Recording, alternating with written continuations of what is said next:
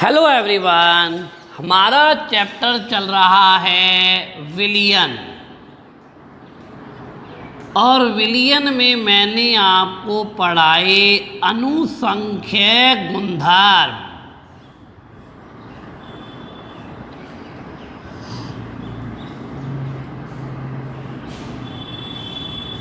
कौन कौन से अनुसंख्यक गुणधर्म पढ़ाए?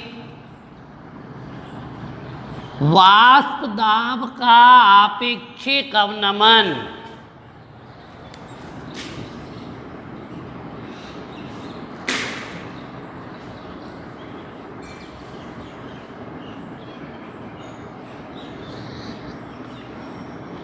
जब वाष्प दाब का आपेक्षिक अवनमन कराया था तो यह सूत्र आया था।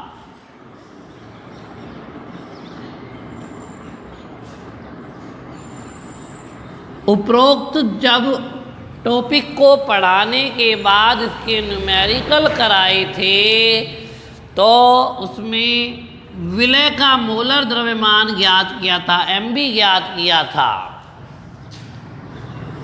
दूसरा टॉपिक था क्वथनांक उन्नयन।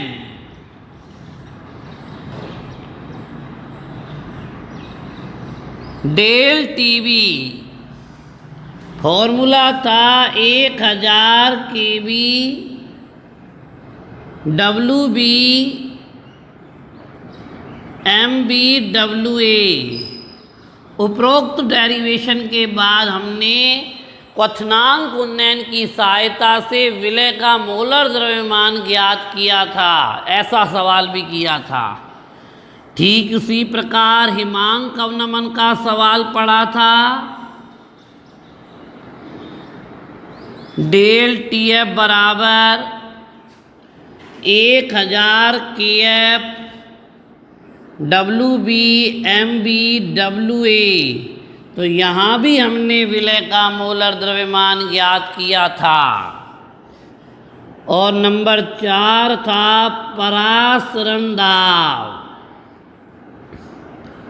पाई बराबर WB MB RT बट्टा V। यहाँ भी हमने विलय का मोलर द्रव्यमान ज्ञात किया था।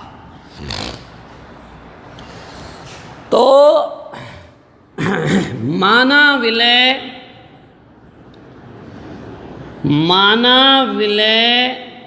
NaCl है तो मोलर द्रव्यमान कितना हो जाएगा? Na का 23, Cl का 35.5, 58.5 ग्राम पर मोल। ठीक है, आपको मेरी बात समझ में आ गई? तो ये जो मोलर द्रव्यमान है वो हमने सूत्र से निकाला। इसे हमने कहा सैद्धांतिक मोलर द्रव्यमान। और जो अनुसंख्यक गुणधर्म विधि से प्राप्त मोलर द्रव्यमान होता है उसे कहते हैं प्रेक्षित मोलर द्रव्यमान।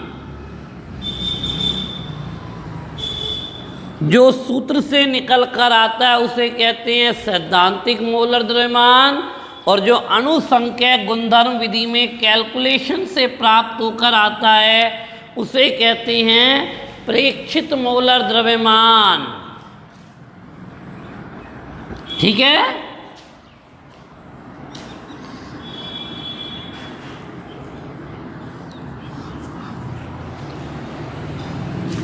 यदि विलय का विलियन में वियोजन हो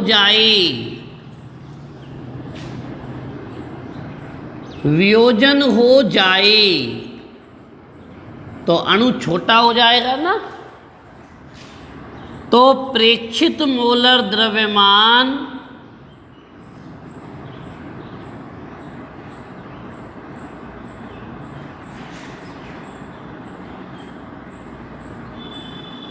सैद्धांतिक मोलर द्रव्यमान की तुलना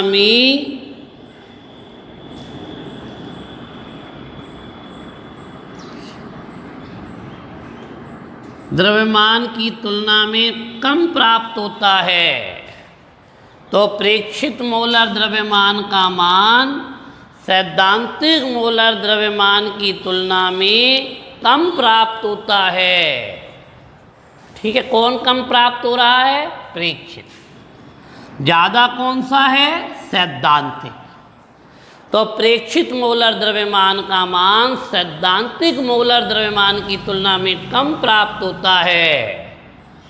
और यदि अच्छा वियोजन होने वाले कौन कौन से अणु हैं? जैसे NaCl, अगर विलय NaCl है तो उसका ऐसे वियोजन होगा।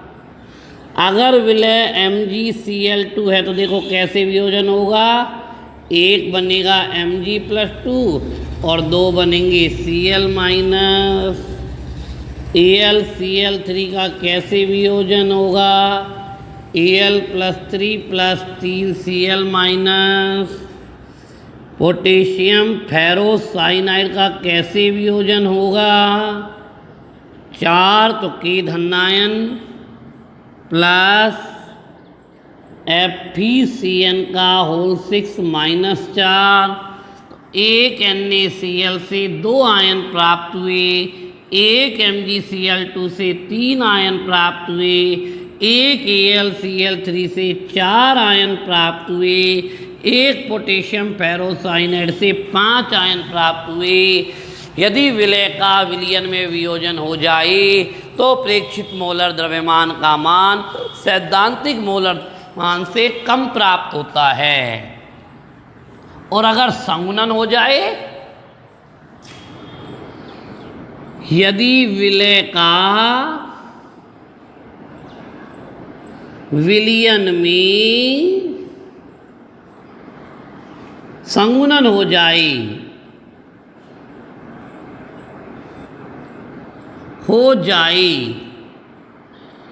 तो प्रेक्षित मोलर द्रव्यमान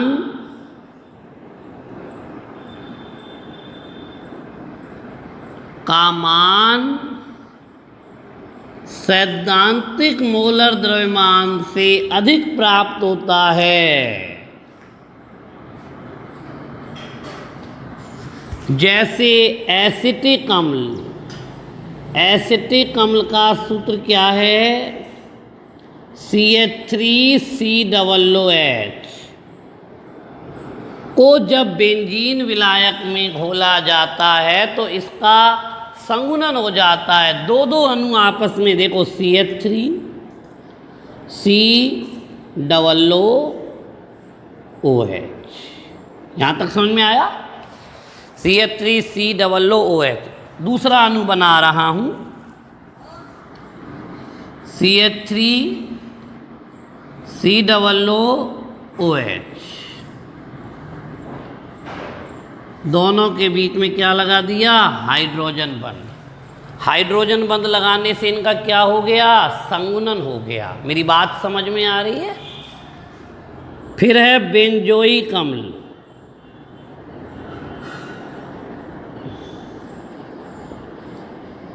C6H5COOH,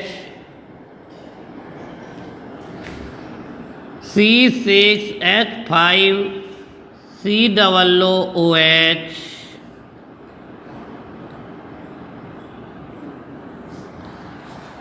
एसिटिक अम्ल, बेंजोइक अम्ल। ठीक है भैया, इनके संगुणन हो जाते हैं। अब मैं आपको एसिटिक अम्ल की बात बताऊं। इस एसिटिक अम्ल का सैद्धांतिक अणुभार कितना है? सैद्धांतिक अणुभार या मोलर द्रव्यमान,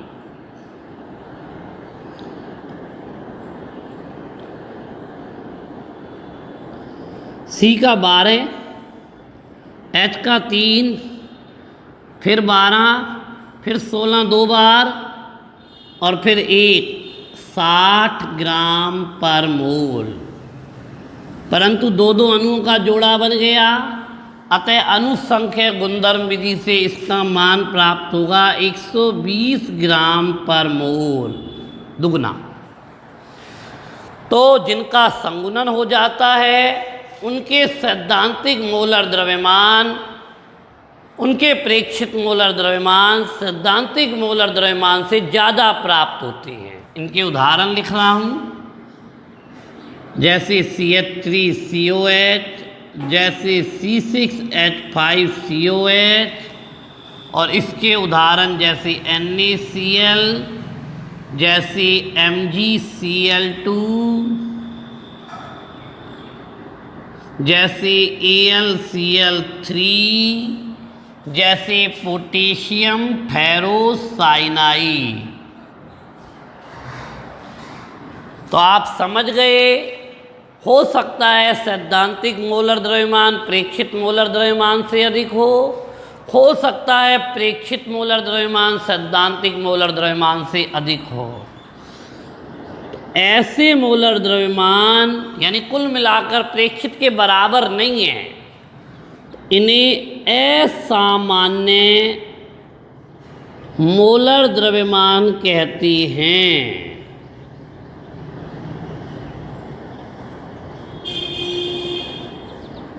यदि विलय को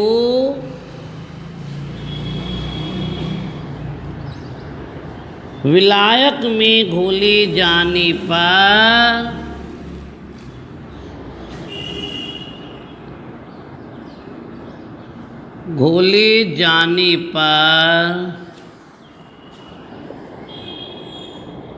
विलय के अणुओं का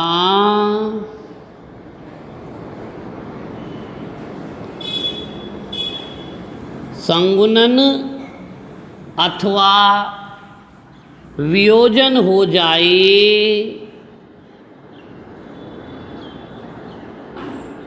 संगुणन अथवा वियोजन हो जाए।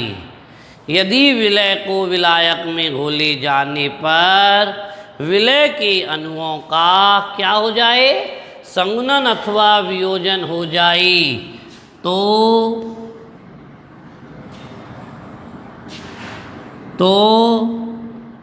प्रेक्षित अणुभार, प्रेक्षित मोलर द्रव्यमान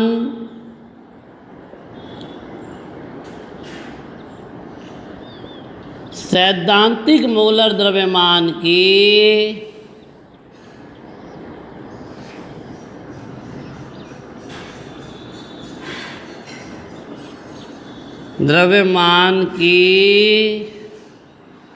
यदि विलय का विलायक में घोले जाने पर विलय के अणुओं का संगुणन या वियोजन हो जाए तो प्रेक्षित मोलर द्रव्यमान सैद्धांतिक मोलर द्रव्यमान की समान प्राप्त नहीं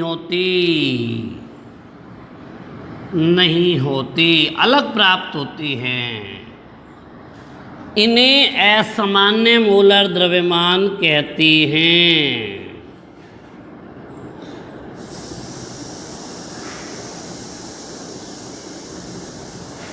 इन्हें असामान्य मोलर द्रव्यमान कहते हैं।